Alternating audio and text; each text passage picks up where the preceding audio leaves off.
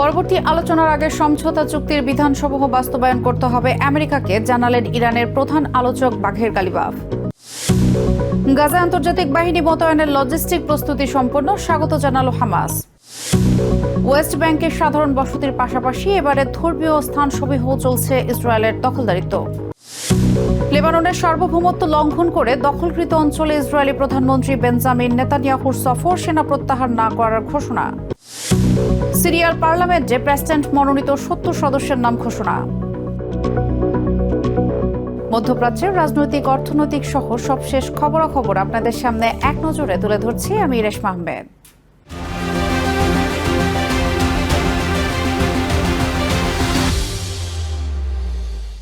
আমেরিকার সঙ্গে কোনো সমঝোতা বাস্তবায়নের মূল গ্যারান্টি হলো ইরানের নিজস্ব শক্তি, জাতিসংঘের কোনো প্রস্তাব নয়, এমন হুঁশিয়ারি দিয়েছেন দেশটির প্রধান পরমাণু আলোচক ও পার্লামেন্ট স্পিকার মোহাম্মদ বাঘের গালিবাফ।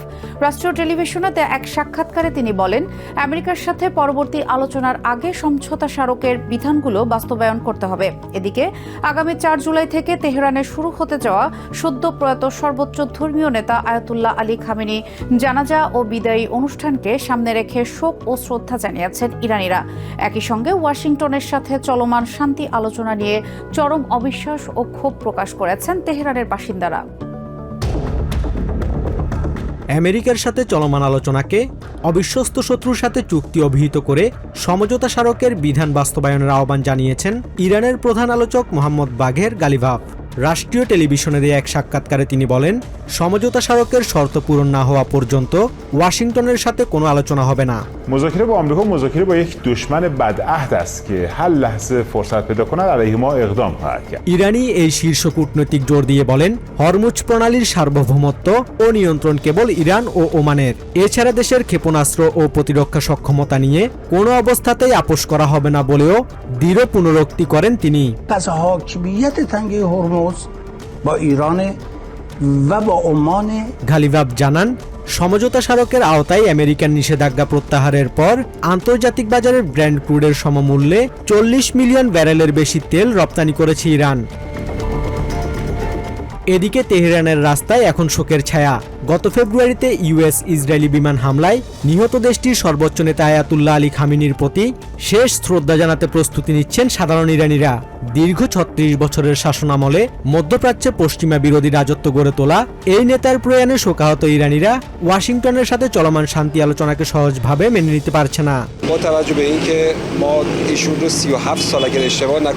আলোচনা চালিয়ে যাওয়ার ক্ষেত্রে জনগণের চাওয়া পাওয়া এবং অলঙ্ঘনীয় সীমারেখাগুলোকে সর্বোচ্চ অগ্রাধিকার দেওয়ার দাবি সাধারণ ইরানিদের। তাদের মতে, রাষ্ট্রীয় সার্বভৌমত্বের সীমারেখা লঙ্ঘন করা হলে আমেরিকার সাথে যে কোনো ধরনের আলোচনা অবিলম্বে বর্জন করা উচিত। Basudebnath, TVN 24 news desk. Gaza যুদ্ধ অবসানের লক্ষ্যে প্রেসিডেন্ট ডোনাল্ড ট্রাম্পের গঠিত বোর্ড অব পিস তাদের মাঠ পর্যায়ের কার্যক্রম শুরু করেছে। ইসরায়েলের কেরেম শালম ক্রসিং এর কাছে পৌঁছেছে বোর্ডের প্রথম লজিস্টিক সহায়তা। মঙ্গলবার সংস্থাটির পক্ষ থেকে সামাজিক মাধ্যমে কিছু স্থির চিত্র প্রকাশ করে এই তথ্য নিশ্চিত করা হয়।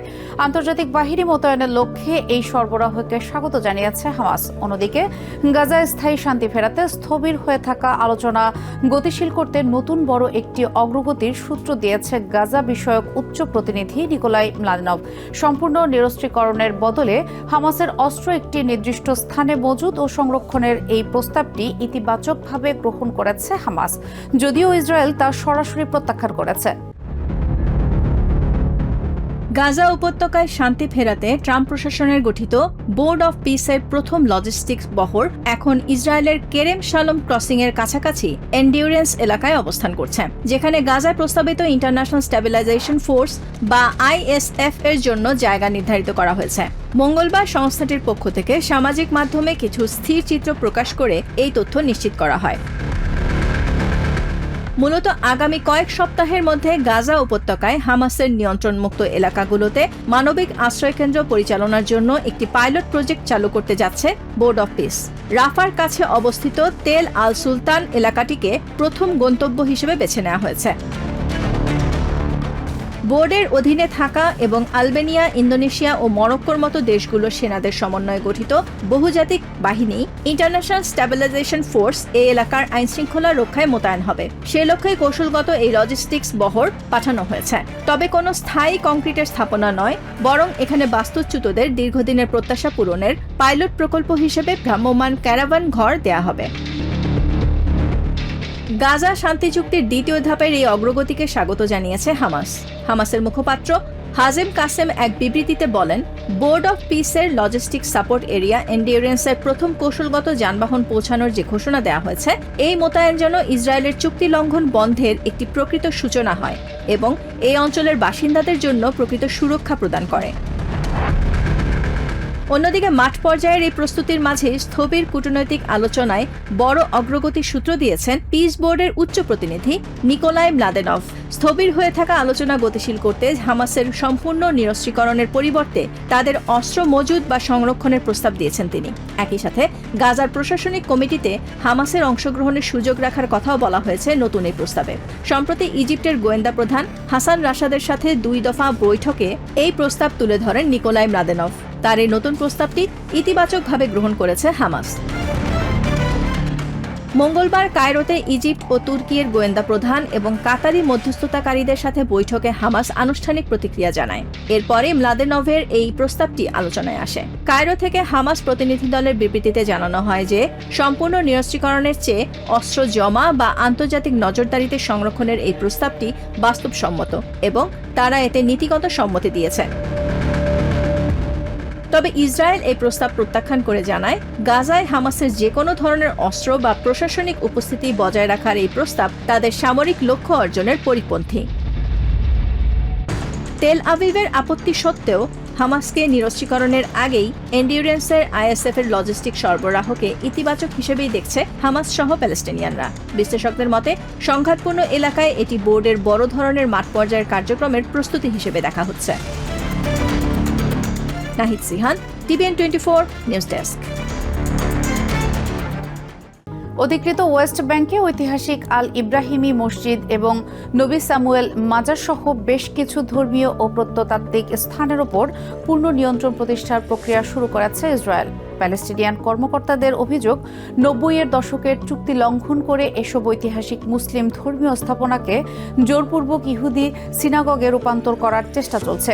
অন্যদিকে একে ঐতিহাসিক অধিকার বলে দাবি করেছে ইসরায়েলের কট্টর ডানপন্থী প্রশাসন। ওয়েস্ট ব্যাংকের হেব্রনের ঐতিহাসিক আল ইব্রাহিমি মসজিদ শত শত বছর ধরে মুসলিম ঐতিহ্যের অন্যতম প্রধান স্মারক। এই পবিত্র স্থানটি এখন এক চরম অস্তিত্ব সংকটে। 1990 সালের হেব্রন প্রোটোকল ভেঙে এই ধর্মীয় স্থাপনার সমস্ত প্রশাসনিক ও নির্মাণ ক্ষমতা প্যালেস্টিনিয়ানদের কাছ থেকে কেড়ে নিয়েছে ইসরায়েল। প্যালেস্টিনিয়ান কর্মকর্তাদের অভিযোগ, গত অক্টোবরের পর থেকে এই মসজিদকে ইহুদি সিনেগগে রূপান্তরের প্রক্রিয়া ত্বরান্বিত করেছে ইসরায়েলি প্রশাসন। ওল্ড সিটির প্রবেশপথে বসানো হয়েছে 106টি লোহার গেট, যার কারণে ইবাদত করতে আসা প্যালেস্টিনিয়ানদের মনে তৈরি হয়েছে স্থায়ী আতঙ্ক। হেব্রনের অধিবাসী ও মুসলমানদের কাছ থেকে আল ইব্রাহিমি মসজিদকে সম্পূর্ণ সরিয়ে নিতে দ্রুত রূপান্তর প্রক্রিয়া চলছে। প্যালেস্টিনিয়ান ওয়াকফ মন্ত্রণালয় এবং হেব্রন মিউনিসিপ্যালিটির সমস্ত আইনি ও ধর্মীয় ক্ষমতা কেড়ে নিয়ে এখানে একপেশে কর্তৃত্ব প্রতিষ্ঠা করছে দখলদার বাহিনী। ওয়ার্ল্ড হেরিটেজ সাইটের তালিকায় থাকা এই মসজিদের ভেতর ইউনেস্কোর নিয়ম নীতি লঙ্ঘন করে নতুন ছাদ ও শীতাতপ নিয়ন্ত্রণ ব্যবস্থা তৈরি করেছে ইসরায়েল। বিষয়টি খতিয়ে দেখতে ইউনেস্কোর প্রতিনিধি দলকে ভিসাও দেয়নি তেল আভিভ। প্যালেস্টিনিয়ানদের আপত্তির তোয়াক্কা না করে এই ক্ষমতার বদল ও অবকাঠামো পরিবর্তনকে নিজেদের অধিকার বলে সরাসরি দাবি করেছেন ইসরায়েলের উগ্রপন্থী অর্থমন্ত্রী বেজালেল স্মোট্রিচ। ইহুদি জাতির এমন কোনো মানুষ নেই যার অন্তর আমাদের পিতৃপুরুষ, মাতৃভূমি এবং এই কেভ অব দ্য প্যাট্রিয়ার্কসের জন্য গভীর ভালোবাসা ও আকুলতায় ভরে উঠবে না। হেব্রনে আমাদের যে গভীর শিকড় রয়েছে তার পূর্ণ দায়িত্ব নেয়ার এখনই সময়।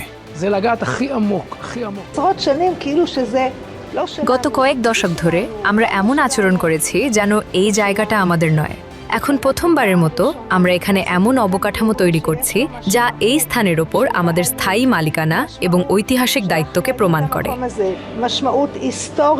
ইসরায়েলি আগ্রাসনের এই রূপ কেবল হেব্রনেই সীমাবদ্ধ নেই।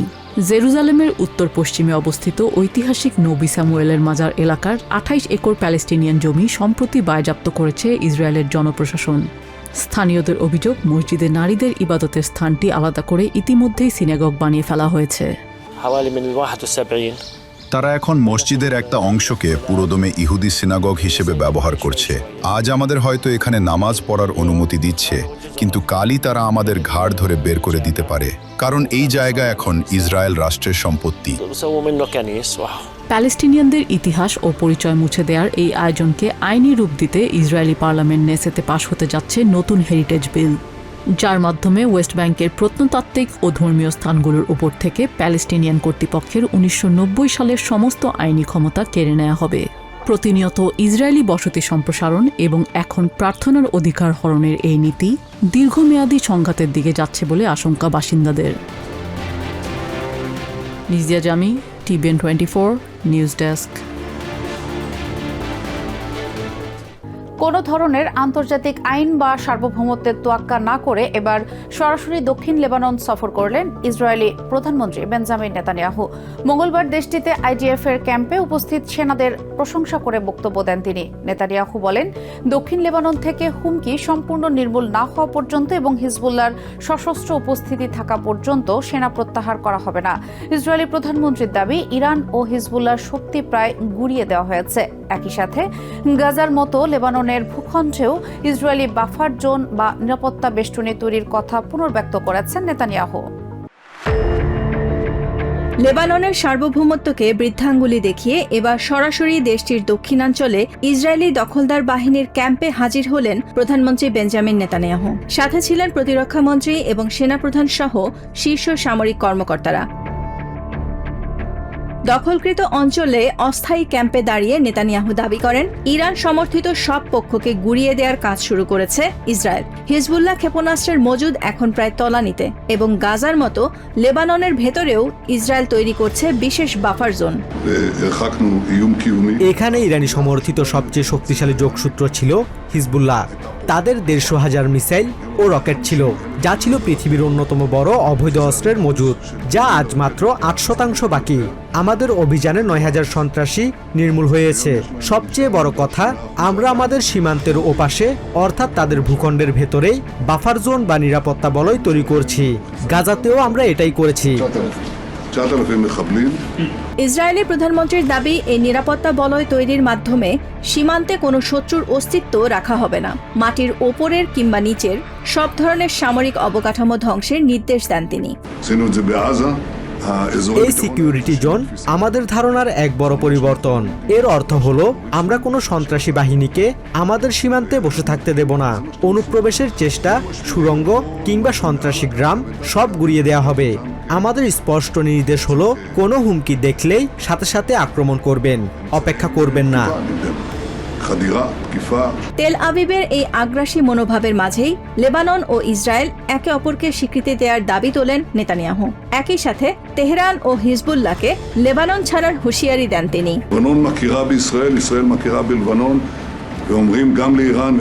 লেবানন ইসরায়েলকে এবং ইসরায়েল লেবাননকে স্বীকৃতি দেয়। তাই আমরা ইরান ও হিজবুল্লাহকে বলছি, এখান থেকে বিদায় হও, তোমাদের এখানে কোনো কাজ নেই। এটা ইরানিদের গালে এক বড় চপেটাঘাত। আমাদের উদ্দেশ্য পরিষ্কার, হুমকি পুরোপুরি নির্মূল না হওয়া পর্যন্ত আমরা দক্ষিণ লেবানন ছাড়ব না। সশস্ত্র হিজবুল্লাহ যতদিন এখানে থাকবে, আমরাও ততদিন এখানেই অবস্থান করব। ওয়াশিংটনের সাথে মধ্যস্থতার আলোচনার মাঝেই নেতানিয়াহুর এই সফর লেবাননের সার্বভৌমত্বের প্রতি তীব্র আঘাত বলে মত সংশ্লিষ্টদের। কারণ কোনো প্রকার রাষ্ট্রীয় আমন্ত্রণ ও নিয়মের তোয়াক্কা না করে আরেকটি স্বাধীন দেশে নিজের ইচ্ছেমতো প্রবেশ করা রাষ্ট্রপ্রধানদের জন্য নীতিবিরুদ্ধ। উপরন্তু সেখানে সেনা প্রত্যাহার না করার ঘোষণা মধ্যপ্রাচ্যের যুদ্ধ পরিস্থিতিকে আরও দীর্ঘমেয়াদী ও জটিল করে তুলবে বলেই আশঙ্কা বিশ্লেষকদের। Nahid Sihan, TVN 24 news desk. সিরিয়ায় অন্তর্বর্তীকালীন পার্লামেন্টের জন্য প্রেসিডেন্ট আহমেদ আল শারা মনোনীত ৭০ জন আইন প্রণেতার নাম ঘোষণা করা হয়েছে। বুধবার দামাস্কাসে এক সংবাদ সম্মেলনে সংসদীয় হায়ার জুডিশিয়াল কমিটির প্রধান মোহাম্মদ তাহা আল আহমেদ জানান, আগামী ৬ জুলাই ২১০ আসনের পিপলস অ্যাসেম্বলি তথা পার্লামেন্টের প্রথম অধিবেশন অনুষ্ঠিত হবে। বাশার আল আসাদের পতনের পর রাজনৈতিক অন্তর্ভুক্তির অংশ হিসেবে এই নতুন সংসদ গঠন করা হয়েছে। সাংবিধানিক রীতি অনুযায়ী পার্লামেন্টের ১/৩ বা ৭০ জন সদস্যকে প্রেসিডেন্ট নিজে নিয়োগ দিয়েছেন। নতুনদের মধ্যে ১৫ জন নারী সদস্য রয়েছেন। বাকি ২/৩ আসনে গত বছর থেকে ধারাবাহিকভাবে ইলেকটোরাল পদ্ধতির নির্বাচন সম্পন্ন হয়েছে। তবে নিরাপত্তা পরিস্থিতির কারণে দ্রুজ অধ্যুষিত সুয়েদা প্রদেশের ৪টি আসনে নির্বাচন স্থগিত রয়েছে। উপযুক্ত সময়ে সেখানে ভোট হবে বলে জানিয়েছে হায়ার কমিটি। সিরিয়া রাষ্ট্র পুনর্গঠনের যাত্রায় আজ আমরা এক নতুন জাতীয় মাইলফলকের সামনে দাঁড়িয়েছি। আমরা পিপলস অ্যাসেম্বলির সদস্যদের নাম ঘোষণা করছি, যারা নির্বাচনের মাধ্যমে জনগণের আস্থা অর্জন করেছেন এবং যাদেরকে প্রজাতন্ত্রের প্রেসিডেন্ট তার সাংবিধানিক ক্ষমতা বলে মনোনীত করেছেন। এটি জাতীয় প্রতিনিধিত্বকে আরও শক্তিশালী করবে এবং বিভিন্ন ক্ষেত্রে দক্ষ ও অভিজ্ঞদের অংশগ্রহণে এই সংসদের কার্যক্রমকে আরও সমৃদ্ধ করবে। এক নজরে প্রতিদিন মধ্যপ্রাচ্যের খবর জানতে চোখ রাখুন টিভিএন 24 নিউজ নেটওয়ার্কের ইউটিউব ও ফেসবুক পেজে। নিউ ইয়র্ক থেকে সম্প্রচারিত টিভিএন 24 টেলিভিশন বিশ্বজুড়ে বাঙালির কণ্ঠস্বর।